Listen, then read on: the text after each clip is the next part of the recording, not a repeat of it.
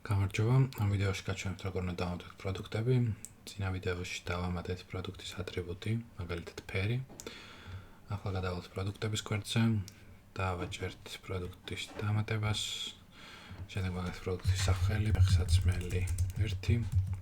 ასევე შეგვიძლია რომ გადავიდეთ ინგლისურ ენაზე და should დავაწეროთ პირობითად. შემდეგ შეგვიძლია SKU მივუთითოთ რაღაც should 001. ფეხსაცმლის აღწერა. ფასი ახლა რამდენიც გვაქვს, ძველი ფასი თუ ვინ არის ფასი დაკლება ვაჩვენოთ, რაოდენობა სტოკში რამდენი გვაქვს. ასევე შეგვიძლია დავატვირთოთ სურათი.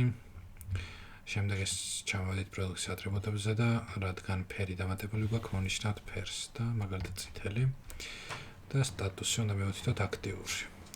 და დავაჭერთ პროდუქტის შექმნას. ახლა მოკლედ როდესაც კვერცხს დავარეფრეშებთ, ნახავთ რომ პროდუქტი დაემატა, არის $5.25 ძველი ფასი, ფასი დაკლება არის 40% და შეგიძლიათ შემოვალთ ფეხსაცმლის აღწერას ვნახავთ და ფერი რომ მივუთითოთ კონკრეტული.